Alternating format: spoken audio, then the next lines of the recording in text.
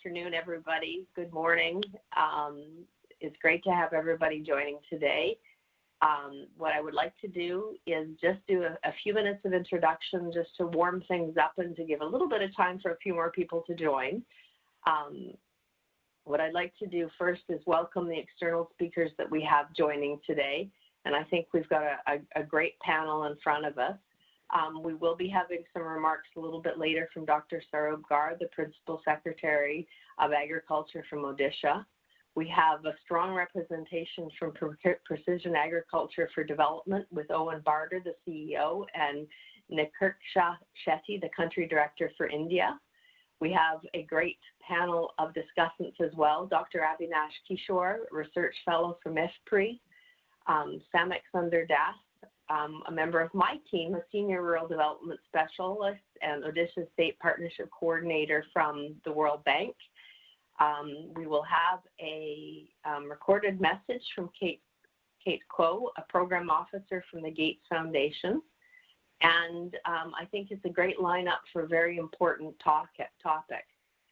Building state capacity to provide core public goods and regulation in the agriculture sector is really a critical function in terms of helping manage the interface between the public and private sectors in agriculture, setting the context so that the country, states can really have a strong agriculture sector to help lead rural growth, but more importantly, help feed and lead the overall growth of the economy, focusing on the food sector. It is definitely a focus area for the bank's engagement globally, but critically also in India. We do see very good examples of efforts and innovations across states in this area, and the bank is committed to using a lighthouse approach to be sharing examples, facilitating learning, and really seeing how these best practices can resonate across all states.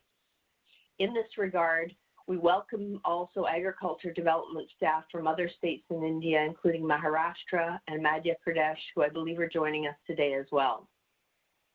We are starting off this series of seminars, workshops that we're planning with an Odisha state initiative on extension systems, which is one of our focus states for engagements, as I mentioned earlier. As part of our state partnership there, the World Bank does have a project that is focusing on agriculture, on water for agriculture. Could I ask people to mute their speakers when they join? This is a state in which we are actively working with the Agriculture Department to strengthen the capacity and service delivery mechanisms across many functions for the agriculture sector. Excuse me. On extension systems, the World Bank does have a very long history of partnering on strengthening these systems with a project that was under implementation since the late 1990s called the Diversified Agriculture Support Project. There's also a National Agriculture Technology Project that provided complementary support also in the late 90s through 2005. Aiming to support the shift to a more demand-driven, decentralized extension systems that better connect the research and development ecosystem to farmer support services. There's a lot of interest right now and innovation in the different states across India to look at leveraging digital technologies to enhance extension systems, to enhance their performance, and we hope that today's example will help process similar kind of extension innovations across many other states. Let me now hand over to our moderator for today's session, and I really look forward to a great discussion and great learning. Adarsh, over to you.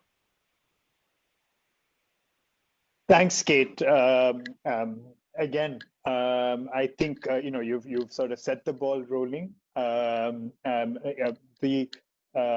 going to hand over to Owen and Niriksha, and we're going to kick off with the PAD presentation. And the Principal Secretary, Odisha, will come in right after that because he's joining in a few minutes. Thank you. Over to you, Owen and Niriksha. Thank you, Adarsh, and thank you, Kate, for that welcome. I'm going to be very brief and hand over to Niriksha for the detail. You don't need me to tell you that India is home to a very large number of farmers, around 145 million farmers, most of whom, perhaps 80 to 90% of whom, are smallholder farmers in marginal areas with average landholding size of less than 2 hectares. So a very large number of smallholder farmers, accounting for a very large percentage of the country's total workforce if you include agriculture and allied sectors. And as with smallholder agriculture everywhere in the world, there is a yield gap. Smallholder farmers could produce more with more specific, more detailed agricultural knowledge and inputs. That productivity gap in India does fall behind other parts of the world in terms of yield per hectare. So there is a huge problem that can be solved by effective extension of the kind, Kate, that you were talking about. So we have this huge problem, and we need to look for solutions that are both effective and scalable. And things like government call centres and indeed government extension services can be effective in addressing agronomic issues once people know about the challenges and call in to a call centre.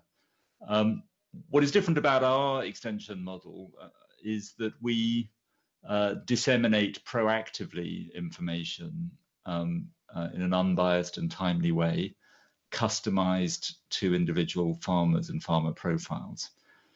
And there is considerable evidence, partly gathered by us rigorously, partly gathered by others, that providing actionable information customized to the particular circumstances of the farmer in the right way at the right time leads to behavior change that increases productivity and income. So we essentially use the same tools that companies like Google and Facebook use to personalize information for the user, and then to test different approaches to the way that information is shared to make it more engaging. I mean, the difference between us and Google and Facebook is that we're using it not to sell people advertising, but to help people increase their livelihoods.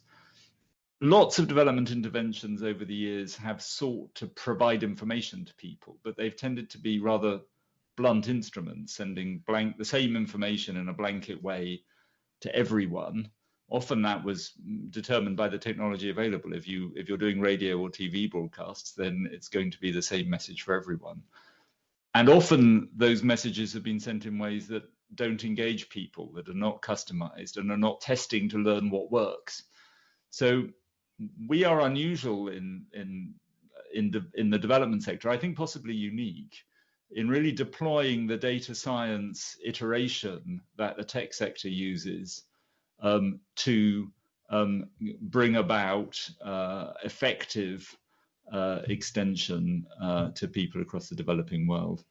So we think this has potential not just in agriculture, but across other sectors that are related to smallholder livelihoods, livestock, fisheries, maybe education and banking and financial services, where we use those techniques of the tech sector to customize, to target, to iterate and learn, to make sure that we're engaging and bringing about behavior change. And we could imagine a future where we go beyond that, providing not just extension, but other services connecting people to input markets, financing, market linkages. So, and as we do that, that provides even more feedback into our system to ensure that we're creating products and services tailored to smallholder needs. So that's a high-level overview of the services that we provide. And now I'm going to hand over to Niriksha, who can talk in much more detail about a specific example of this in Odisha. Niriksha, over to you. I'm just going to take a second to share my screen.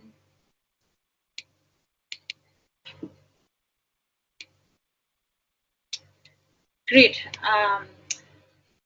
I think Owen has already done an excellent job of summarizing the problem we're trying to address, as well as the bare bones of PAD's model. So I will focus my presentation on delving deeper into the work that we're doing with the Odisha government as a way of kind of contextualizing how PAD approaches these problems in collaboration with government. So with the problem statement of trying to address the yield gap in agriculture using digital technologies focused on dynamic iteration and adaptive testing. I'll just set the stage for where PAD is today. So currently we serve about 3.6 million farmers across 8 countries. In India alone, we are now serving 1.2 million farmers. Of that, 1 million of our farmers come from the Odisha program, which is a build, operate, transfer program and our flagship collaboration in India. We also work with other government entities, which includes a World Bank funded project with the government of West Bengal, as well as the Coffee Board of India. For now, I'll focus specifically on the Odisha model. So this project is of particular importance to PAD in the context that Kate was mentioning, because we see collaboration with government as a critical pathway to scaling evidence-based, rigorously tested, iterative extension systems. So this collaboration with the government of Odisha was designed as a build, operate, transfer model with funding from the government as well as BMGF, with several objectives in mind. One of those is, of course, as Owen mentioned, using digital extension systems to increase productivity and profitability. But there's also kind of strategic goals about how to effectively transfer these systems into the government in the longer term. So we view ourselves as supplementing the traditional extension system, informing that and working collaboratively with the government to improve those systems using the data and insights we derive, and providing our data to enable more timely and responsive feedback from the government. So where we are today is we are about 3 years into the program. The program officially begins transition in early 2021 with the hopes of a full PAD exit by March. We've reached the target of 1 million serving 1 million farmers through our platforms almost 6 months ahead of time, and there has been commitment from the government to continue to scale this program to several million farmers beyond that. What is the platform we provide? At its core, it's a two-way system, and that is what makes it demand-driven. So the service is called Ama Krushi, which means Farmer's Companion. And as part of this, farmers, like Owen mentioned, get proactive, timed, messages customized to their crop cycle and their demographic characteristics. In addition to that, they can also call in and ask questions or listen to advisory. And this platform has continued to evolve and iterate over time to serve various needs of farmers across crops, allied sectors, different delivery channels that I will cover as I move forward. So how do we serve our farmers? Our first step of engagement is what we call profiling. So rather than kind of disseminating mass content to people through a single platform, what we're trying to do is identify how to tailor and target information to farmers. And there are several touch points in the way we do that.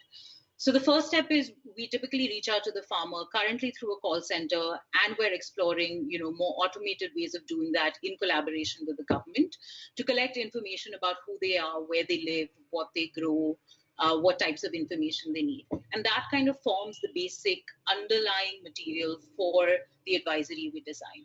We overlay that with government recommendations, weather data, data collected on pest alerts that we hope to collect in collaboration with other research organizations, but also informed by the government's decision making that then form the basis for our customized content.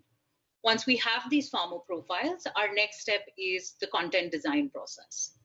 This is integrated within the Odisha government's decision-making process. So we have our own agronomy team that looks at the profiling data, looks at government recommendations, and begins drafting scripts based on a content strategy we agree with the government.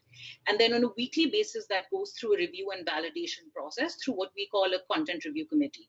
So we have on a weekly basis department experts from the government, experts from the local university, and other partners within the ecosystem working with the Agriculture Department that on a weekly basis both review the existing messaging and also discuss kind of strategic priorities for that week and going forward. Once this content is designed, we then undergo a rapid human-centered design-based iteration process where we'll field test the content, where we will incorporate feedback data from our farmer, and the content basically undergoes a iteration process over the years to continue to improve its effectiveness. Once this content is ready, we both disseminate it, and it also becomes part of a digital content library that other stakeholders can access. A simple example is with last year's cyclone, when we were designing advisory messages to warn farmers about pre-cyclone harvest practices. That content was then used by other extension partners in the state, ensuring that the messaging is both integrated and informed by farmer feedback. Once the content is ready, we then go into dissemination. So as I mentioned, our primary platform is the two-way voice-based service. Through that, farmers receive a 2-minute voice call that's relevant to their dialect, their crop, their land type. But in addition to that, we're also exploring several different other mediums. So we send SMS, so there's recall value for some of the specific recommendations. With extension workers, we've used WhatsApp, and we're also looking at indirect ways of communicating this information. What this ensures is we are proactively nudging and reminding farmers in a timely manner to follow the right practices and preempting some of the information needs as far as possible. What makes us somewhat different is it's the two-way system that comes into play. So in addition to the content that we're proactively disseminating, farmers can also call in and ask questions or demand further information. So they have the option of calling in and recording their questions through an IVR hotline, or speaking to an agent, or listening to advisory. The advantage of the system is we have data that's being pushed and pulled, which dynamically improves both systems, ensuring that we're not just disseminating content in a vacuum, but our information is being regularly updated with the feedback we receive from farmers. Back to Kate's point around why demand-driven systems are important, I think one of the big insights and learnings we've had through our work is our systems need to continuously iterate to improve. So our model is we start with a basic set of content that we disseminate, and over time we expand our strategy to include feedback from the farmers and expand how the work is done. I'll give you a few simple examples of that. One example of that is when we were field testing our content with farmers, we realized variations in dialects. And so we've expanded from including just Odia to also including Sambalpuri in the Western districts. Through the COVID-19 pandemic, our inbound services have served as a triage helpline to document labor and market issues and give this data to the government to help them directly address those concerns. Our content strategy is also informed by farmer feedback. We've expanded to horticultural crops because there has been intensive demand from farmers for that, and we do see highest engagement among that. We also noticed, for example, in the more remote districts, telecom connectivity still remains low, and so we're expanding our programs to also include community radio, as well as partnerships with on-ground nonprofits and their community service providers, particularly while working with women and indigenous groups. This is a point I can't highlight enough. I think one of the things that is critical to the success of this program is how we've been able to institutionalize within the government at various different levels. So whether that's sharing data at the highest levels of decision making, through processes the government has institutionalized to take decisions on the real-time situation in the ground, or training extension workers at the block level on how the system works and encouraging them to train farmers. We've tried to integrate the process within the government decision-making at all levels, which we believe is going to be critical to the eventual transition. We're also part of supplementing the government's strategies towards being more inclusive, supporting gender initiatives, and making sure that the information we provide isn't a one-size-fits-all. So for different groups and different information needs, we're adopting different strategies to try and reach them, whether that's collaborating with Pradhan on women's cooperatives and their information needs, or expanding to the livestock and fisheries sector, which we believe will also have significant impact on women in agriculture. To me, our work in iteration is the most unique and exciting thing about what PAD does. I can't emphasize enough how important this is in ensuring the cost effectiveness of the work we do continuously increases.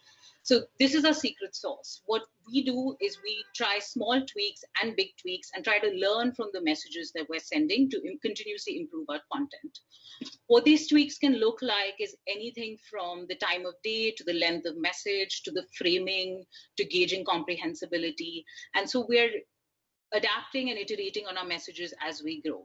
So it's not a model where we piloted something and then we've scaled it as is. Rather, we're learning continuously from our users. And exactly like Owen said, in some sense, that's very similar to the way the tech industry works, but we're trying to bring that model to development. A few simple examples from our work in Odisha that can reinforce some of these ideas. Our most recent testing shows that simple things like reminder messages can have significant impact on how many people call in and engage with the service. Another example is just thinking about the framing of the messages, focusing on emphasizing the benefits of the technologies that we're promoting has shown that we can significantly increase adoption and knowledge, in this case of flood-resistant seeds in low-lying areas. So these basic principles of behavioral economics and algorithmic iterative testing can really make the difference between services that have low impact and services that have high impact. I'll zoom out a little bit to talk about two key areas we're expanding into across India. One is, of course, the focus on promoting environmentally sustainable practices. I already gave an example of that with regards to the flood-resistant seed variety work that we're doing. We're increasingly integrating and promoting sustainable practices within our existing recommendations and working with partners on issues that directly address the environment and can increase farmer resilience to climate change, whether that's adding weather forecasting information into our advisory or working on addressing the crop burning situation in Punjab and Haryana. The other thing we're doing is expanding to work with the private sector. We believe that there is a win-win situation in which we can provide value-added services to farmers that can only strengthen our theory of change. And in addition to that, it also becomes a pathway for financial sustainability for the work that we're doing while supplementing ecosystems like the one that we've built with the government of Odisha. Having kind of summarized all of this, I just want to say we're really proud to have reached 1 million farmers in Odisha. And at the same time, we recognize that there are millions of underserved farmers across India and in other parts of the world that could benefit from services like this. We've proved that the system works, it's effective, it's staggeringly cost effective. We're serving farmers at less than $2 a year in cost of advisory. And I think the most important thing is we can do this in collaboration with government. Given that we've shown these customized, integrated, adaptive services work, we're particularly excited to be here and share these learnings with you and your government partners so that we can identify opportunities to build these services and transfer them to the government in the context of India and other parts of the world. I will pause there and hand over back to Akash. Thanks, Owen. Thanks, Niriksha. Dr. Garg, over to you. I think we kicked off with a brief sort of overview that you just saw by PAD, but it'd be great to get sort of the overall kind of government perspective on where this fits in, in Odisha's plans. What are the kinds of issues you would flag as we try and replicate this in some of our other partner states. We have colleagues from Maharashtra and MP also in the audience. Thank you. Thank you. I got delayed slightly. What I have is, if it's okay, I'll just give an overview of some of the digital systems that we are using for extension, and that might help you to understand and place the PAD Ama Krushi initiative also. So if it's okay, can I just share my screen with you? Yeah, please. Okay, thanks.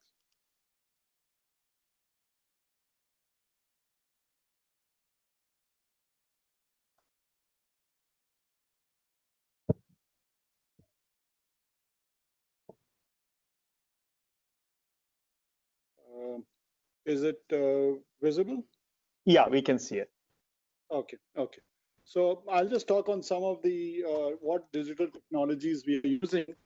I'll run quickly over the Ama Krushi because Niriksha has already given a very good overview of what is being done and the concept behind it. But since I had a few slides on that, so I'll just mention what there is. I think this has already been covered. I would just like to mention that now we have shifted to a 6-digit number. Earlier, we started with a 10-digit number. And when we started the Ama Krushi Service, we did not have a live call center. But we realized that many of the farmers are not comfortable with speaking to a computer or recording their message. And that's how we started off, and we introduced a live call center while getting into it. One of the things that we were very particular on is that the coverage of farmers should be across all panchayats. We have 7,000 panchayats in the state, so that there should be penetration across panchayats, including in the tribal areas. As you can see, the penetration is more in some, but our project was to ensure that we should not have zero in any. The number of crops has increased as we moved ahead from what we started when we did it. The content review committee, Niriksha has already spoken about it. And I think this is going to be the institutional framework which we hope to continue once we take over departmentally from when PAD moves out sometime next year. This is the call center. We have a 90-seater. We hope to reduce it to a 9 or 10-seater. Obviously, this is pre-COVID. So during COVID, we had to shut this down. Maybe it worked better because they all could work at home when they were there. I think I must say that the PAD team also did a lot of field work, which also helped to get feedback and improve the quality of the messaging that has gone in. This is something I'm sure PAD would be very happy at, the kind of rating that they have been given to the information that has been sent to them. What I want to mention is there are 6 or 7 other digital initiatives that we have started for improving extension. Ama Krushi is obviously one major portion of that, where we can send advisories and get feedback. But what we have also done is that each of our extension officers at the panchayat, the village agriculture worker, all of them have smartphones. We've in fact supported whoever didn't have a smartphone with smartphones, and so that we have an app that they can give the farmers information. If a farmer has been given demonstration, it can be recorded, so that we have a data of very clear that in this Kharif or in this Rabi, who is getting what. We have this, whether the village agriculture workers are going to the panchayat, they can send a geotagged photograph so that when they are there, it helps in the farmer database verification we are doing. And of course, in any issues are there, they can escalate the issues through the app and get a reply back on the app itself.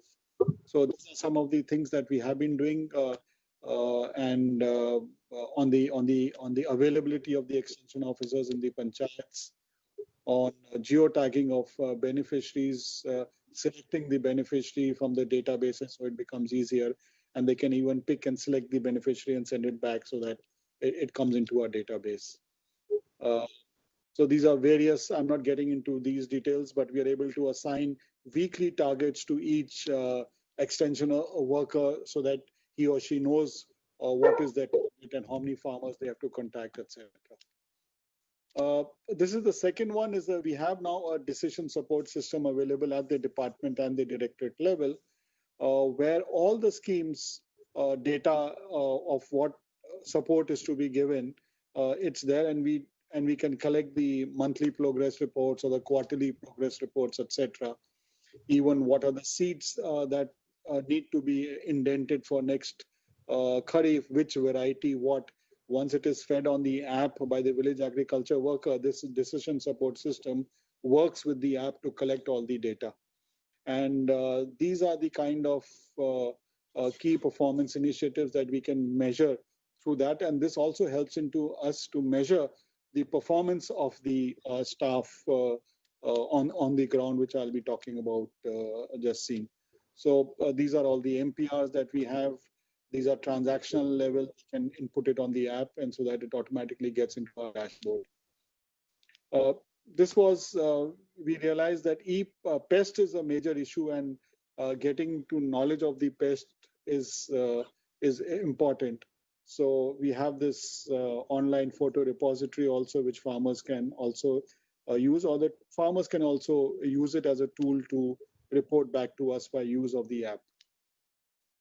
We used the data analytics extensively in the Kalia program when we had to select beneficiaries by collating data from different databases, and we were able to select around 4.8 million farmers in 2018-19, which was a precursor to the PM Kisan.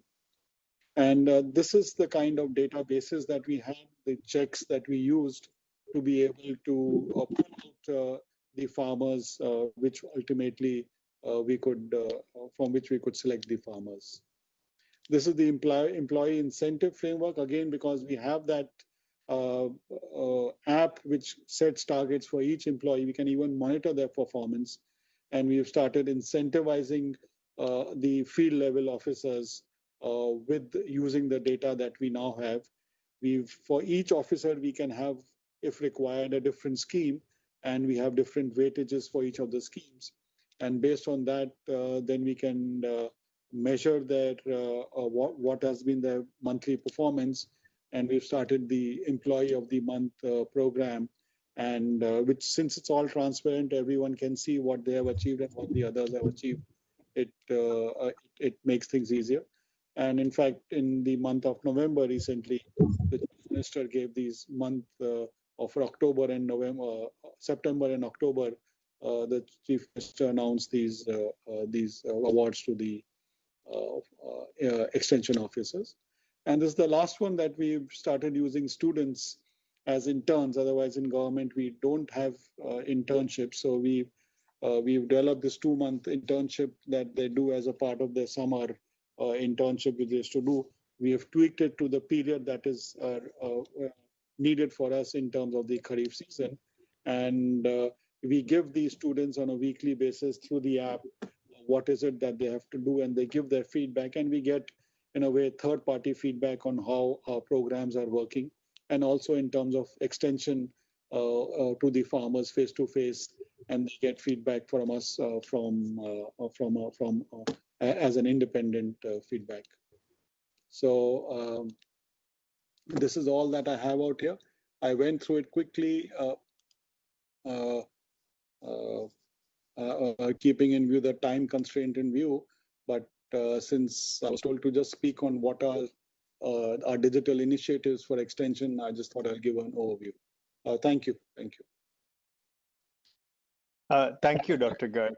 I think, at the end, if hopefully we'll have some time where one of the questions I had was really about, any challenges and issues you may be facing in embedding these, within the department. But I'll hand over, Avinash, over to you, just in terms of where you see, where extension systems are, and what is the kind of delta that we can hope to achieve through bringing in these new technologies. Thank you. Thanks a lot, Adarsh. So what I'm going to say is not specific to Odisha, okay? Because Odisha has taken leadership in a number of things. I have worked with extension systems in Bihar, UP, and to some extent AP, and that kind of Karnataka also. So that kind of informs my experience. So one thing that I would say, and I'm quite glad to see that the government of Odisha, Dr. Garg and his team, they are trying to. A lot of states, 2 or 3 things have happened. If you go to any extension meetings, people would often, slightly older people would complain about how the TNV system, the training and visit system, has collapsed, and the number of extension workers is much less than what it should be. Actually, it's not true for a lot of states. So, for example, government of Bihar has hired a Krishi Mitra for every panchayat. There are some vacant seats, etc. Karnataka has equivalent of Raitu Mitra. Andhra has MPUs, etc. So, a lot of governments, and I'm guessing Odisha would have hired some people, at least on contractual basis, have hired a large army of extension people. In Bihar, for every 2 panchayats, there is also supposed to be an BSc AG, graduate in agriculture, who is called Krishi Samanvayak, as agriculture coordinator. So a lot states have invested a lot. Plus, almost every state that I have been, they have given some of the apps, not all the array that Dr. Garg just talked about. So the apps have been given, and they are on phone, or some states have even gone ahead and given tablets to their extension workers, and they try to keep updating it. So 2 or 3 things that I think need to be done. And again, states have taken initiatives, but more is needed. One is the capacity building of their grassroots extension workers. That actually a lot of work is to be done. The incentive systems have been brought in Odisha. There's something like that in UP too, at least earlier there was. But I think the capacity building is constant capacity building, because this technology and the challenges that ag faces keeps coming up. And there are other models that health systems and education. So you have hired teachers, temporary contractual teachers, etc., that many states have hired. And for example, again, in my home state, Bihar, these teachers were hired based on just their marks, etc., but they were then linked to a IGNU program developed by IGNU, where they had to go through that course and take an exam, and those who qualified, only they went ahead, their jobs were remaining. So I think it doesn't have to be that kind of a system, but something of that sort needs to be done. I know that grassroots extension workers are being linked to the KVKs and the department extension officials or agriculture universities to achieve some of it, but I think more work is needed on constant capacity building of the extension workers. What digital technologies have helped to do is improve the accountability, as Dr. Garg was just mentioning. You can track who is going, who is performing, etc. But one thing, I think the next step would be that right now, a lot of this data is being processed and converted into information at the secretariat level or at the higher level. It would be really nice if, at least at the district level, there is some capacity to convert data into information and take local action. I think that would be another next step.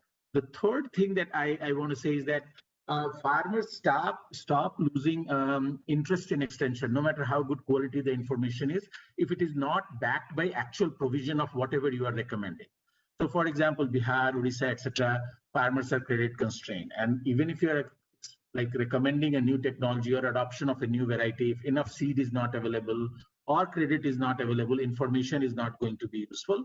Not only that, what happens is if you gave that information 3 times through PAD or through other things, but the farmer goes and doesn't find the seed or doesn't have money, or that a lot of these systems tell farmers about all the government schemes too. But if the money is not available or the input is not available, they start losing interest in the information itself. If information doesn't enable you to make changes in the life, so that's not a part of extension itself. That's not the thing that an extension system can do. But since ag departments are running those things, so these need to be combined. You can be recommending technologies that farmers should be adopting, but let's say if he or she doesn't have access to irrigation and this thing comes in with the risk, then they will over time start losing. And then when you go ahead and do awareness survey, you'll find that their awareness is also low. And then we come to faulty conclusions that they are not using certain technology because their awareness was low.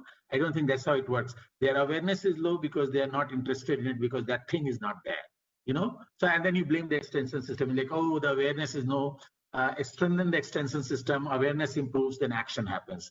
If action is not possible just based on information, then I or you will slowly stop taking interest in raising our awareness. So I think extension being backed by the one last thing I would say is that I know a lot of localization. Niriksha talked about it. But it's localization of information and customization to the extent. I'm not a technology expert that AI and a bunch of other technologies would help. But so far, my broad understanding is that it's extremely challenging, it's difficult, and it's kind of costly to customize information in two ways. One is the language, the second is the ways of presentation. So this review committee that Dr. Garg mentioned, other states also have it, but the review committee is also manned by, and often manned by, agriculture professors, yeah? Agriculture university professors. They are the ones who are the gatekeepers of what information goes. And I have a sense, and soil health cards are a very good example of it, that the information is presented in a very technical manner. So you'll see, if you look at a soil health card results and recommendation, it looks like a journal article table that you or I would post in. That's not how farmers process information.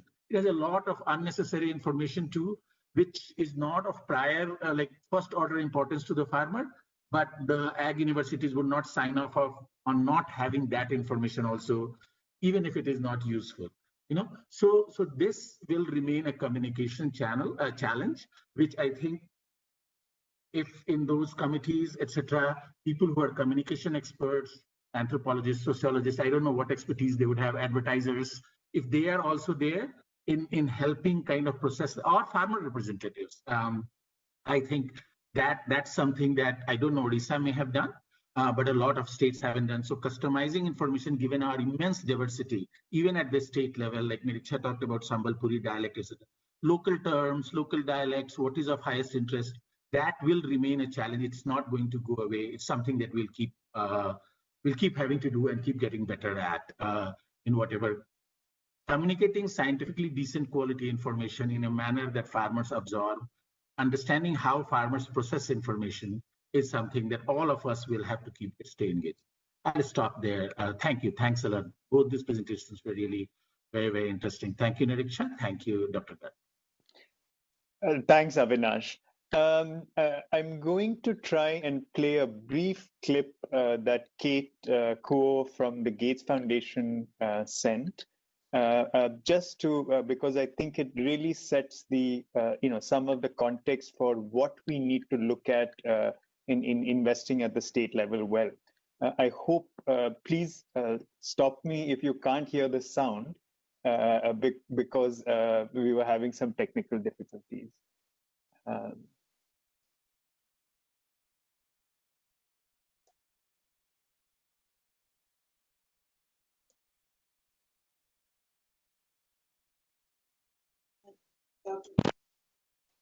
Participants, my name is Kate Kuo. I'm a program officer at the Bill and Melinda Gates Foundation.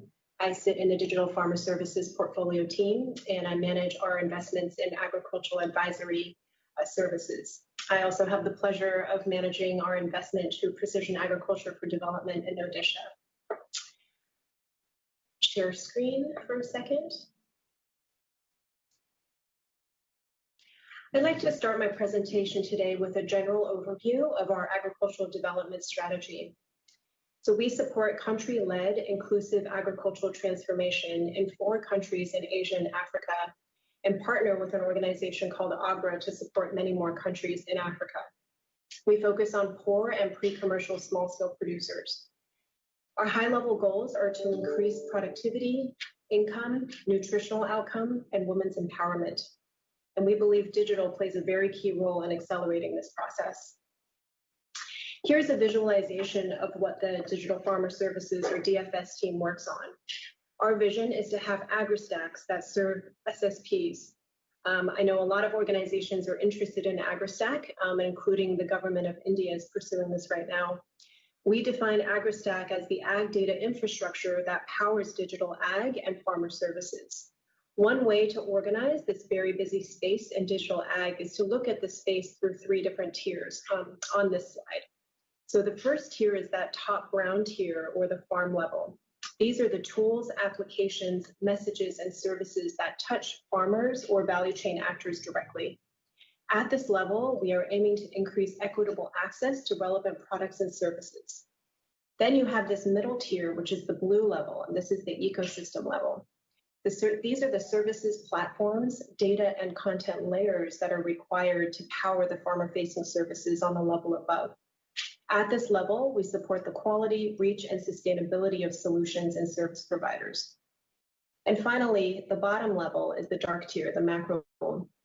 This refers to the enabling environment, such as infrastructure and policy. At this level, we work on building and coordinating the ecosystem of players. So the specific choices we can make in different geographies in terms of where to get started, the entry points, and how to sequence investments really depends on the conditions of that geography and the maturity of the digital systems already in place. Across all of these tiers, we believe that our role is to foster innovation, integration, evidence, and partnerships.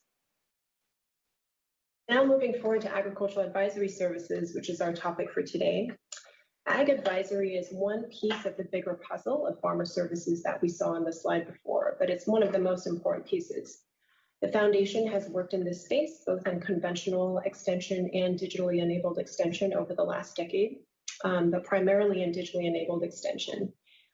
We found that across our focus geographies, there are really three big system level challenges that have been really tough to crack over the last few decades and that have really hamstrung these services at the systems level. The first of these challenges is the issue of content. So the challenge of producing smallholder specific, relevant, actionable content has been challenging and expensive over the last few decades, just considering the diversity of issues you'd see on the ground across crops and livestock, changing markets, changing climate, and of course the specific needs facing a lot of our poor farmers. The second is the issue of capacity. So having sufficient institutional and human capacity to carry out services at scale has been very challenging. And the third, related to the first and the second issues of content and capacity, is the issue of cost. So the cost of providing services at scale across vast geographic expanses with sometimes very poor infrastructure has always been very high and quite cost prohibitive for most of the countries we work in, especially when you're relying primarily on human agents to convey the information and the knowledge. The Foundation believes that digital has a huge role to play in potentially tackling all three of these challenges. Our strategy is very simple. It has two prongs. The first one is that we want to improve the quality of the content that's disseminated to farmers. So that means more customized, more relevant, more timely, more actionable. And secondly, we want to increase content delivery to farmers. And so that's through multiple modalities, whether it's direct to farmers through digital or through human intermediaries, but backed up by the power of digital on the back end. The end goal is improved and customized content and knowledge services for both farmers, extension agents, and to some degree for government and private sector as well. This gets me talking.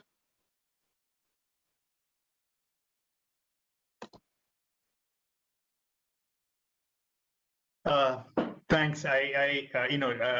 Kate had sort of had also laid out three very good international examples, but I'm going to sort of invoke moderator privilege and cut it off. Hopefully, she'll forgive me. I'll share the video with all of you, online, email it so that I think those international examples are important. But I wanted to leave time for some discussion at the end. So Samik, over to you to close. Before we go on to questions, just with sort of an overview of our partnership with Odisha. Adarsh, and a lovely presentation from Pad, I think, and Saurabh, I've been hearing you often about the great work that your team is doing on the technology front. Just a quick couple of points, because I think we need time for our speakers and Saurabh to come back to give us some more inputs. I think the BOT model is something which really struck me because of the partnership work we are doing in Odisha. We have been working with projects like the Odisha Integrated Irrigation and Climate Resilient Agriculture project, which is a direct partnership with Department of Agriculture, Water Resource, and Animal Husbandry Department. So I think there's a lot of things that we are planning to do through that project. And we need to see how we can work with some of these initiatives that the department has taken to accelerate and scale it up. For example, if through the PAT program, which is ending in March, is going to 1 million farmer, how can we work with you to take it to 4.4 million farmer or more? What are the issues that you are facing when you are transiting through your institutionalization process and making it to the government system? So how we can work on that part. The second part is about, I would focus on the agri-tech startup kind of ecosystem that you need to develop in Odisha, apart from what we're doing with opportunistic partnerships, if I may call them, with various agencies to do it. but there are various agri-tech private sector firms which are already working in India and in Odisha on various aspects, but in a different scale and level, and with partnership with civil society on all. And how can we bring that on into the overall agriculture agenda in the state, and how do we develop a broad agri-tech strategy for the state, and maybe a policy to ensure that we can work more broadly and ensure that we are able to have a scale up and acceleration plan with these disruptive technologies that we are using. And lastly, I think there are, as Mr. Avinash Kishore raised, issues related to there are issues related to input services, issues related to seeds, particularly what extension knowledge we transfer, how do we convert them into actions on those part, what can we do, including the work we have started to do with agri entrepreneurs or on the seed production and replacement with IRI or other CGIAR, IAR institution to work with. So I think partnership would be a key, co-creating and co-production would be a key strategy to look at how we institutionalize this kind of approach within the department going ahead. There are very good examples that have been set up in the last couple of years, but how do you really institutionalize and make sure that we sustain beyond the next 1 year and are there to be in the state for long term? I will stop here at this and hand it over to you. Thank you. Thanks, Samik. I think a quick question for you, Dr. Garg, and then some of the questions that have come in on the chat, and Owen wanted to respond to a few issues as well. So, Dr. Garg, on this issue, what would be the advice or main issues you'd flag to other states that are moving in this direction, already sort of started sort of digital initiatives, but may not be where Odisha is yet. I think, I see that the Commissioner Agriculture of Maharashtra is also here, as is a lot of the directors from Maharashtra, where we have a project which emphasizes state capacity. So, what would be the kind of issues or challenges that you have faced in trying to sort of scale this up? I would just say a couple of things in that respect. One is that obviously we don't have the bandwidth or the capacity internally, so we need to have partners. So, for example, for Ama Krushi, it was PAD. For the data decision support system, we had Samagra. And I must compliment the part played by the BMGF in this, because the model that now we are coming to implementing a lot of programs is that government has the funds in terms of the implementation of the programs, but where we lack the ability to fund is the ability to pay for high quality manpower, for example, in PAD or in the decision support system, to develop that decision support system. And I think that's where BMGF has chipped in. So if you look at the overall, for example, even in Ama Krushi, if the overall funding is, let's say, 100 rupees, it might be that the government funding is 90 or 95, but it is that 5 rupees or 10 rupees which we have used to fund to get high quality manpower and high quality expertise who are able to work with the government field staff to implement. And I think that model that we are doing in the Odisha Millets Mission, similarly, we are doing in the PKVY, the Parampara, the organic farming initiative, and all these digital initiatives. So that's one, I would say, is a learning that we need to look at funding for that partnership. We don't need the funding for the entire program. We just need a part of the funding. And the second learning, which I think is more in terms of hindsight, is that where we perhaps should have been more proactive is embedding some staff of our department into, for example, the PAD team or the decision support digital team, so that they can take it over. Now we are doing it. So in the transition phase, which is a 6 month to 9 month, we hope that they will be able to pick it up.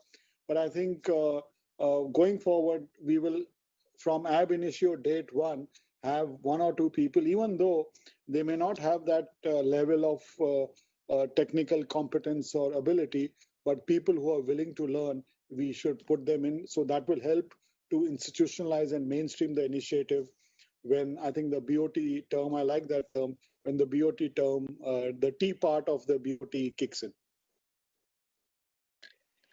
Thank you, Dr. Garg.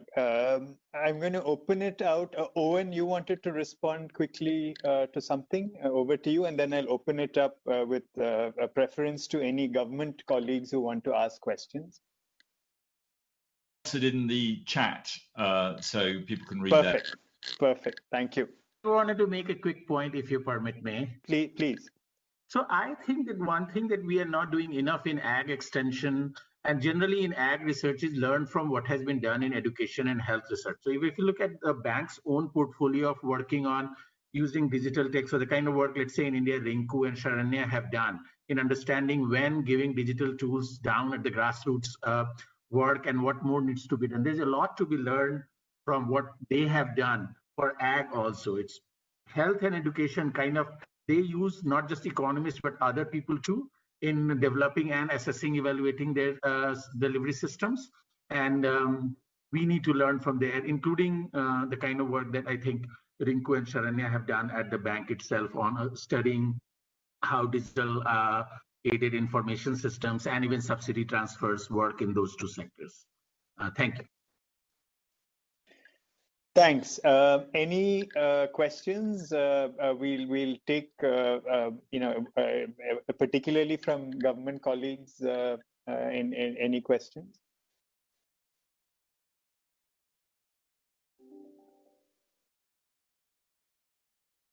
Okay, great. I think that means we can sort of close perfectly on time, and I'll hand over back to Kate for a vote of thanks and closure.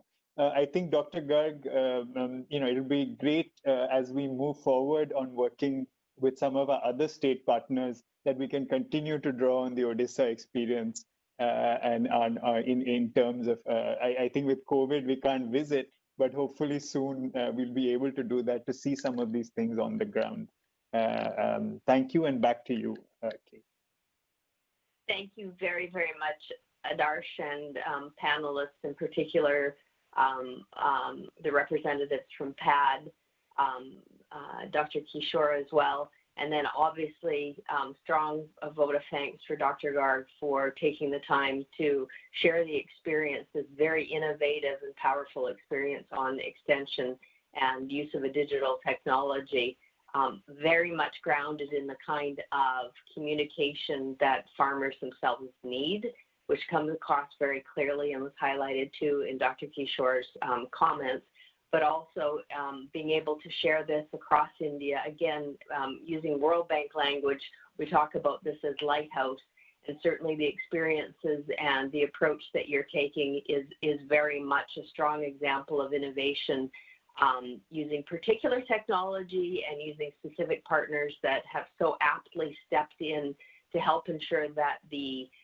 extension system is taking advantage of these kinds of innovations, but doing it in a very tailored and specific way, using the kind of language and information that's needed by the farmers so that they can benefit from it and actually help ensure that they are able to actively participate in this new digital world and to really form the basis, the backbone of what's needed to ensure that the food systems in your state are as robust as possible. And I know this is part of a larger strategy and approach that you have.